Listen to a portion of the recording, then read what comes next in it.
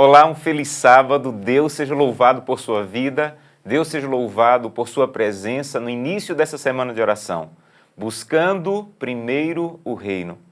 Sabem, eu espero que de maneira muito clara e poderosa essa semana Deus fale ao seu coração, Deus fale à sua família, ao seu casamento, aos seus filhos, que a palavra de Deus, ao buscar primeiro o reino, possa transformar decisões e levá-lo à vida que Deus espera.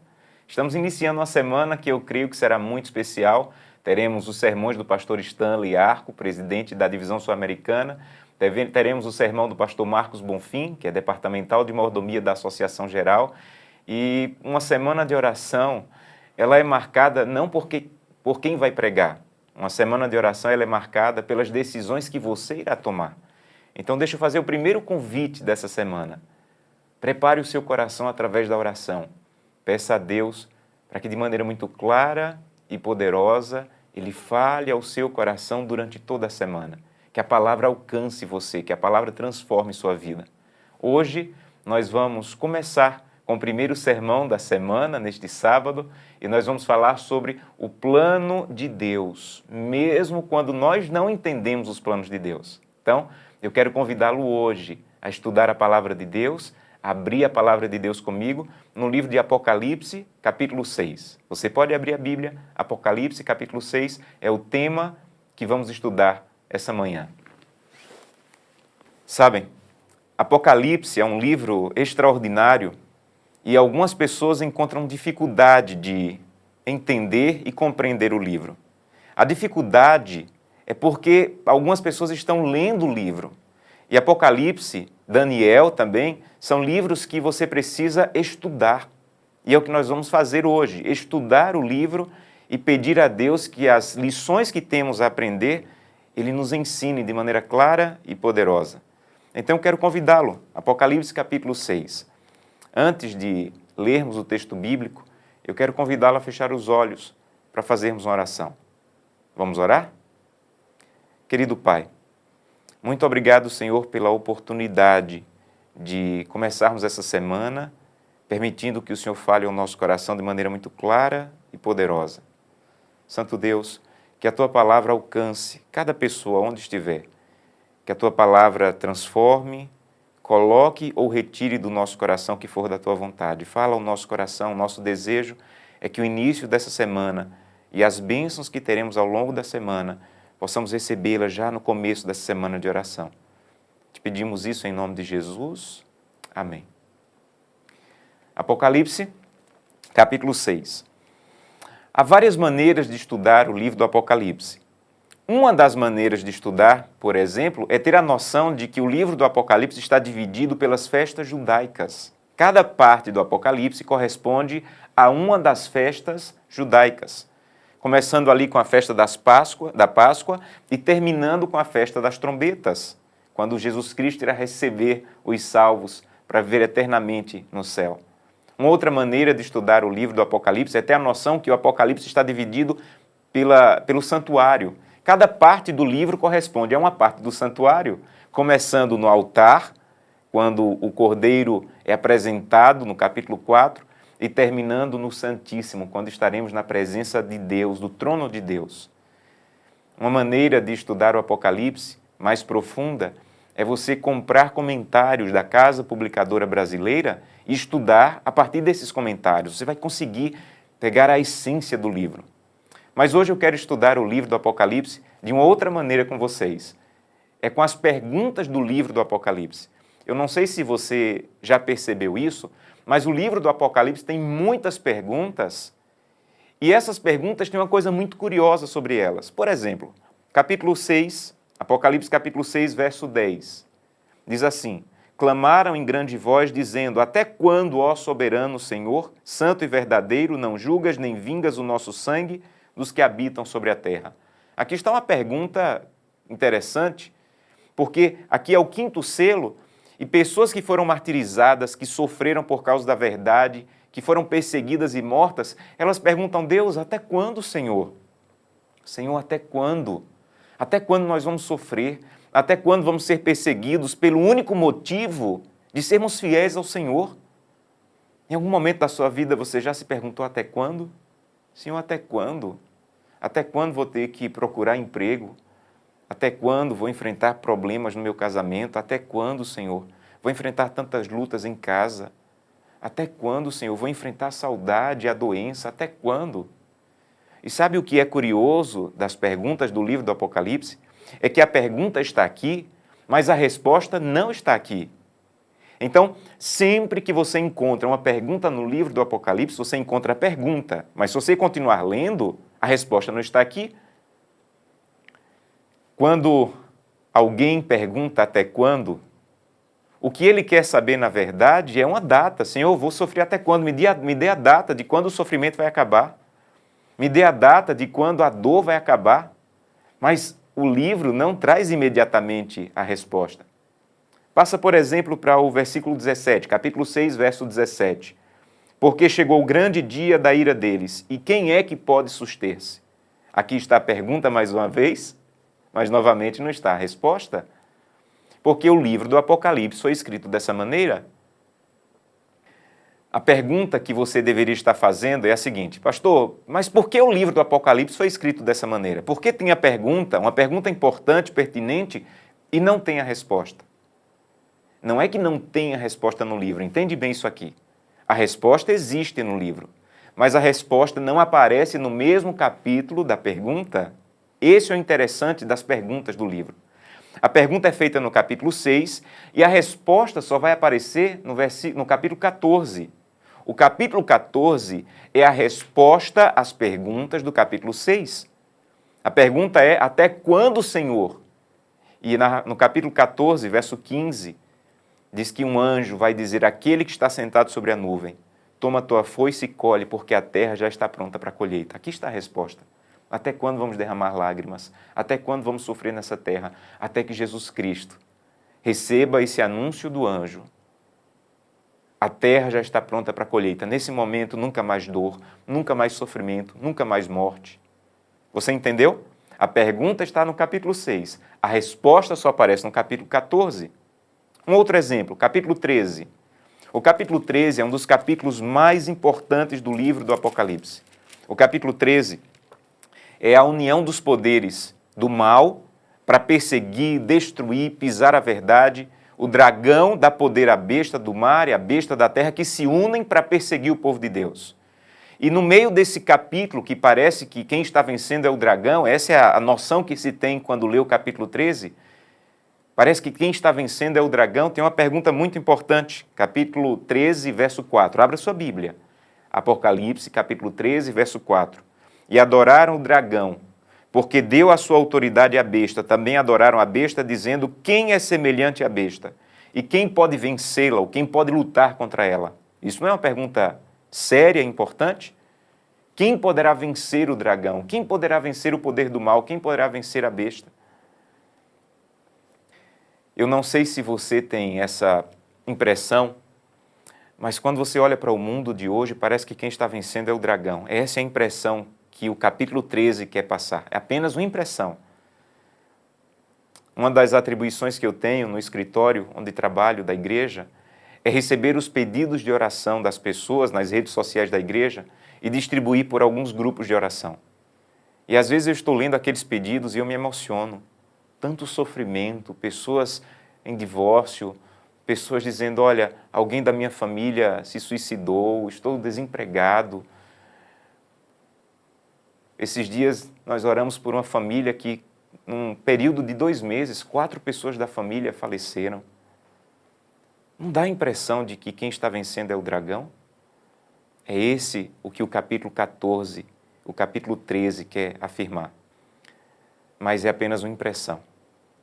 Porque a verdade é que quem vai vencer não é o dragão. Pastor, como você sabe disso? Porque a pergunta do capítulo 13, quem poderá vencer, é respondida no capítulo 17. Então, a primeira pergunta que você tem que estar se fazendo no coração é: pastor, por que o livro do Apocalipse é escrito desse jeito? Por que a pergunta aparece num capítulo e a resposta só aparece em outro capítulo? Aqui está. Primeira coisa que eu quero que você grave bem no teu coração. Assim é o livro do Apocalipse, porque assim é a vida cristã. Você chora num dia, você pergunta, você questiona, E a resposta não vem no mesmo dia das tuas dúvidas. A resposta não vem no mesmo dia do teu questionamento. O cristão chora hoje, derrama lágrimas, luta, clama a Deus, e a resposta não vem num dia, não vem no outro dia, não vem no outro dia, às vezes não vem na vida. Mas o livro do Apocalipse foi escrito de maneira que você saiba que a resposta virá em nome de Jesus, aleluia, a resposta virá. Deus tem as respostas. Então não desista se você está no capítulo 6 se perguntando até quando, Senhor. Espere, porque o capítulo 14 virá na tua vida. Se você está no capítulo 13 perguntando quem poderá vencer esse mal que está tentando tomar a minha vida, espere, porque a resposta virá no capítulo 17. A questão é que talvez você ainda esteja no capítulo 6 da sua vida. Em nome de Jesus, meu irmão, minha irmã, não desista. A resposta virá. Mas a resposta, não esqueça isso, a resposta nunca vem no mesmo capítulo da pergunta. Então não desista. Primeira coisa que eu quero que você grave no teu coração. Se você tem questionamentos, dúvidas, não desista da vida cristã, apesar dos questionamentos e das dúvidas. Espere até o dia em que Deus trará as respostas. Segunda coisa que eu quero que você grave bem no teu coração com essa mensagem. Deus não tem medo dos teus questionamentos. Não tenha medo de levar os teus questionamentos a Deus. Não tenha medo de levar as tuas dúvidas, as tuas ansiedades, os teus medos a Deus. Não tenha medo. Deus não tem medo de perguntas, mesmo que perguntas duras e difíceis. Você lembra do texto bíblico que diz que vinde e arrazoemos? É Deus dizendo assim, vamos conversar. Você tem dúvidas, questionamentos? Traga a mim. Porque Deus prefere dúvidas sinceras do que certezas fingidas. Consegue gravar isso? Lembra da história de Jó? Jó apresentou várias dúvidas a Deus, vários questionamentos a Deus.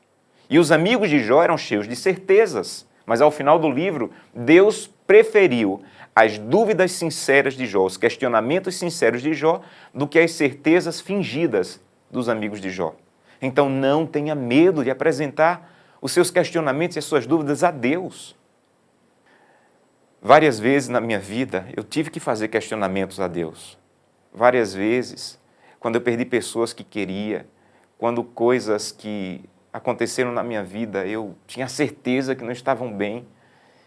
Eu fui questionar, mas eu não fui ao Twitter, eu não fui ao Facebook, eu não fui ao Instagram, eu fui à presença de Deus. Eu me coloquei aos pés de Cristo e levei os meus questionamentos a Ele. Você lembra de um dia quando Marta e Maria mandaram um recado para Jesus vir curar o irmão delas e Jesus não foi, pelo menos não foi no tempo que elas queriam. E quando Jesus foi, Lázaro já estava morto há vários dias. Quando elas souberam que Jesus estava entrando na cidade delas, a Bíblia diz que Marta saiu correndo e ela perguntou uma coisa que às vezes nós floreamos um pouco, mas foi uma pergunta dura, na verdade. Ela disse assim, Jesus, se o Senhor estivesse aqui, meu irmão não teria morrido. Isso é um questionamento duro. Ela disse, Jesus, meu irmão está morto porque o Senhor simplesmente não veio. E nós te avisamos a tempo. Mas sabe onde ela questionou? Ajoelhada aos pés de Cristo. Eu não sei quais são as suas dores. Eu não sei quais são os seus questionamentos, as suas lágrimas. O que eu sei é, coloque em primeiro lugar o reino de Deus. Priorize o relacionamento com Deus. E os teus questionamentos aos pés de Cristo, eles são ouvidos. E mesmo que não sejam respondidos hoje, não desista, porque Jesus Cristo trará a resposta. Então, se você me perguntar, Senhor, até quando? Pastor, me ajuda. Até quando, Senhor, eu vou passar pelo que eu estou passando? Eu vou te dizer, vai para o capítulo 14, verso 15. Até o dia que o anjo disser, Senhor, a terra já está pronta para a colheita. Mas se você me perguntar, pastor, quem poderá vencer o mal que está tentando destruir minha vida? Quem poderá vencer? Aí eu quero te convidar a ir para o capítulo 17. Lá está a resposta. Apocalipse, capítulo 17, está a resposta da pergunta do capítulo 13. Quem poderá vencer o mal? Quem poderá vencer esses poderes que se unem para destruir o povo de Deus? Capítulo 17, nós vamos ler o verso 14, que diz assim, pelejarão eles contra o cordeiro. Quem pelejará? Se você ler o contexto, você vai ver que é os poderes, que são os poderes do capítulo 13. Os poderes do capítulo 13 pelejam novamente no capítulo 17. O dragão, a besta, a Babilônia, eles vão pelejar contra o Cordeiro. Mas o Cordeiro os vencerá. Aleluia! O Cordeiro vencerá. Qual é a pergunta do capítulo 13? Quem poderá vencer? Quem poderá pelejar? Quem poderá enfrentar o poder do mal? Capítulo 17, verso 14, o Cordeiro vencerá. Eu costumo dizer que se o livro do Apocalipse terminasse aqui, o Cordeiro vencerá, ponto, nós teríamos o suficiente para continuar. O Cordeiro vencerá, meus irmãos. O Cordeiro vencerá o divórcio. O Cordeiro vencerá a dor. O Cordeiro vencerá a saudade, a doença. O Cordeiro vencerá o cemitério. O Cordeiro vencerá a morte. O Cordeiro vencerá. Deus seja louvado por isso. Quando Jesus Cristo voltar, os anjos vão descer das nuvens e vão colocar uma coroa na tua cabeça. Quando aquela coroa sentar na tua cabeça, você vai entender, o Cordeiro venceu. A vitória não é sua. A vitória não vem porque você guarda o sábado, porque é pastor, porque devolve o dízimo, porque é pactuante. A vitória vem porque a vitória é do Cordeiro. Quando os anjos nos levarem até a nuvem para encontrar Jesus Cristo, nós iremos fazer uma viagem até o céu. E em frente à porta do céu, Jesus Cristo vai se levantar. A porta que a Bíblia diz que é de uma pérola só. E toda a multidão de salvos estará ali. Eu quero estar ali com minha família. E Jesus Cristo, com sua mão marcada de cravos, vai abrir a porta. E vai dizer, vosso conflito está terminado. Sabem, não há nada na vida que eu deseje ouvir mais do que Jesus dizendo, vosso conflito está terminado. Quando nós ouvirmos isso, nós vamos entender, o Cordeiro venceu. Você vai entender, eu não estou aqui pelo que eu fiz. Tudo que eu fiz não era suficiente para me dar a vitória de chegar à porta do céu e ouvir Jesus dizendo, o vosso conflito está terminado. Quando você ouvir Jesus dizendo, vosso conflito está terminado, você vai entender de maneira muito clara, que a vitória é do Cordeiro. Então nunca esqueça disso. A vitória é do Cordeiro. A vitória não é pelo que você faz, pelo que você consegue, pelo que você devolve, pelo que você guarda. A vitória é do Cordeiro. Nunca esqueça disso. Isso faz toda a diferença na vida cristã. Mas sabem, o versículo continua dizendo que o Cordeiro vencerá, mas não para aqui. E ele diz, ele vencerá porque é o Senhor dos senhores e o Rei dos reis. E vencerão também. Deus seja louvado. O Cordeiro vencerá, já é suficientemente bom. O Cordeiro vencerá, mas o Cordeiro não vencerá sozinho, porque vencerão também com ele. Para mim, esse é um dos versículos mais importantes do livro do Apocalipse. Porque ele diz que o Cordeiro vencerá, mas não vencerá sozinho. O Cordeiro vai compartilhar essa vitória. Sabe com quem? Às vezes eu penso que seria mais fácil se dissesse assim, o Cordeiro vencerá, porque é o Senhor dos senhores e o Rei dos reis, e vencerão também os adventistas do sétimo dia. Não seria mais fácil? Mas não é isso que diz o texto bíblico. E os batistas iriam querer que dissesse o Cordeiro vencerá e vencerão também os batistas. E aí vencerão também os assembleístas, vencerão também os católicos. Mas não é isso que diz o texto bíblico. O texto bíblico diz assim, o Cordeiro vencerá, porque é o Senhor dos senhores e o Rei dos reis, e vencerão também os chamados, os eleitos e os fiéis. Olha para o texto bíblico. Os chamados, os eleitos e os fiéis. Os chamados, os eleitos e os fiéis que se acham com ele. Vejam, você precisa entender isso. E com isso eu concluo a mensagem de hoje. Os que vencerão serão os chamados, eleitos e fiéis. Chamado é aquilo que Jesus Cristo fez na cruz do Calvário. Quando Jesus Cristo morreu e disse, está consumado, aquilo era um apelo, era um chamado. Ele estava dizendo, desde Adão até o último ser humano que viver nessa terra, eu estou chamando para a salvação. O chamado é universal. O chamado não respeita denominação, raça, cor, nacionalidade, riqueza, não. O chamado, ele é universal. Todo ser humano foi chamado para a salvação. Todo ser humano. Então a pergunta é, pastor, e por que então nem todos serão salvos? Se todos foram chamados, por que nem todos foram salvos? Porque o texto diz que não é apenas ser chamado, é ser eleito. E eleito é a aceitação do chamado. Lembra de Apocalipse 3:20, quando ele diz, eis que estou à porta e bato? Isso aqui é o chamado. Ele está batendo à porta do coração de todo ser humano. Não é apenas de adventistas, não é apenas de católicos e batistas, budistas e metodistas, não. Ele está batendo à porta de todo ser humano. Agora, se você ouvir a minha voz, diz Cristo, e abrir a porta, entrarei. Isso é a eleição. Então, chamado é estar batendo a porta. E você abrir a porta e aceitá-lo é a eleição. A mesma coisa repete em Apocalipse 17, verso 14. Os chamados e eleitos. Então, a eleição, nunca esqueça disso. A eleição é a aceitação do chamado. Quando eu aceito o que Cristo fez por mim, quando eu aceito como meu Salvador, quando eu quero viver de acordo com a sua vontade, quando eu quero dizer primeiro o reino. Primeiro o reino. Sabem, aceitar Jesus, aceitar o chamado é aceitá-lo como Salvador. Ser eleito é aceitá-lo como Senhor. Eis que estou à porta e bato, é o chamado do Salvador. Se eu entrar em tua casa, é a aceitação do senhorio de Cristo sobre a minha vida. Ele vai dirigir minha vida de agora por diante. Enquanto Ele está apenas do lado de fora da porta, Ele está te chamando como Salvador. Quando você aceita que Ele entre em sua vida, você está dizendo, eu quero colocar em primeiro lugar o teu reino, Senhor, porque agora que o Senhor entrou, que eu fui eleito, o Senhor é o Senhor da minha vida. Então você deve estar se perguntando, pastor, e como eu sei que eu fui chamado e eleito? Aí vem a terceira fase, a terceira parte do versículo. Chamado, eleito e fiel. Fidelidade é o estilo de vida do chamado e eleito. Não ouse querer vencer com o cordeiro. Não ouse querer vencer com o cordeiro se você não tem vivido uma vida de fidelidade. Nunca esqueça disso.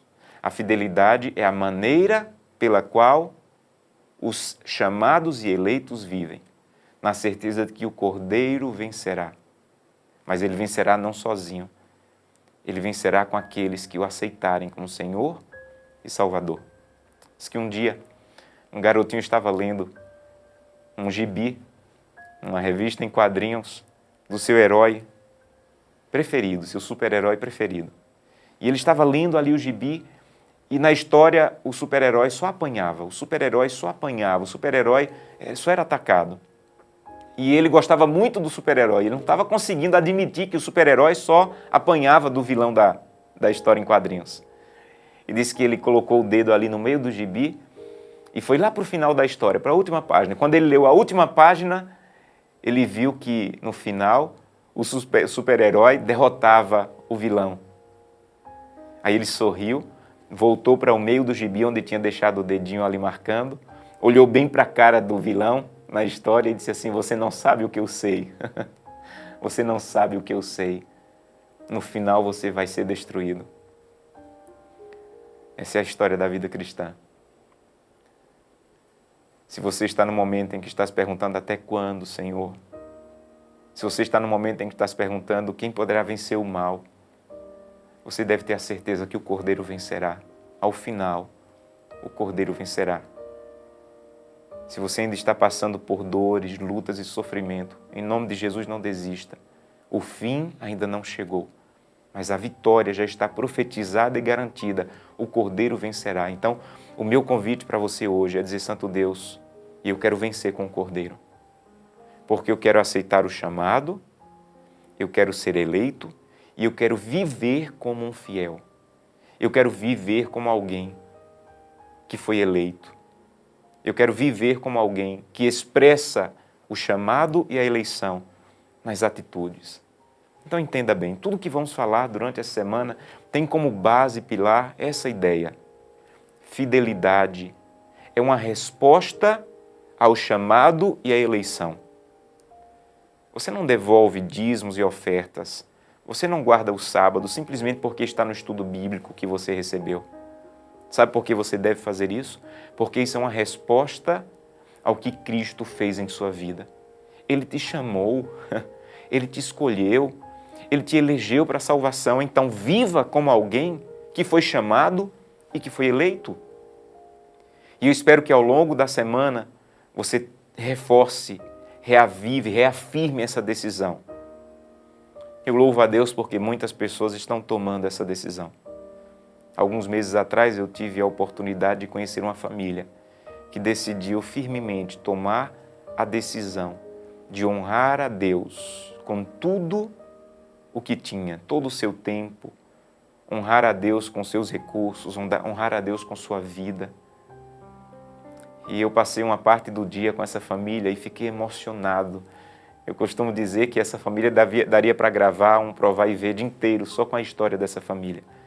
E eu quero compartilhar uma história dessa família com você hoje.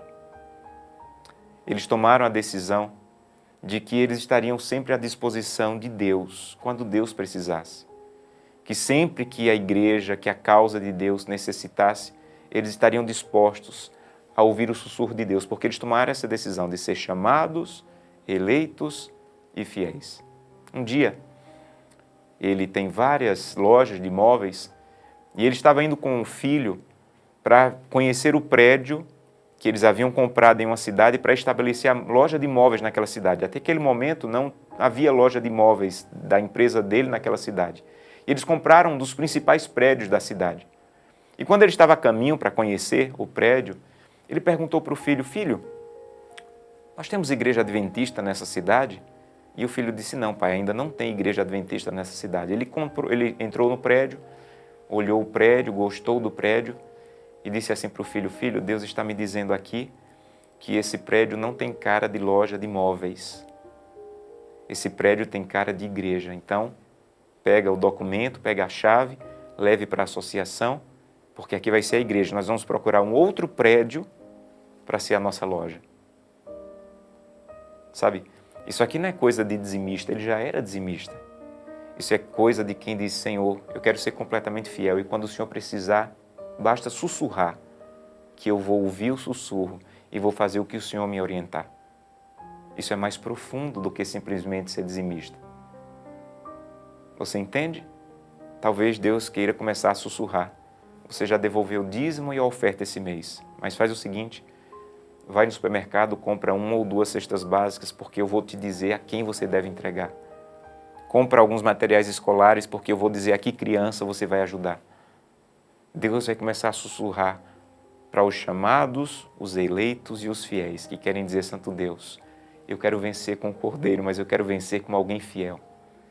Eu não sei em que momento você está vivendo, mas eu quero convidá-lo a não desistir, porque muito em breve, as nossas respostas serão atendidas pelo retorno de Cristo. Se o seu desejo hoje é dizer: Santo Deus, eu quero vencer com o Cordeiro, eu quero esperar as respostas dos questionamentos que eu tenho aos teus pés, eu quero convidá-lo a se colocar em pé onde você está. Coloque-se em pé e diga: Santo Deus, eu quero me manter fiel, porque eu fui chamado e eleito, eu quero viver como um chamado e um eleito.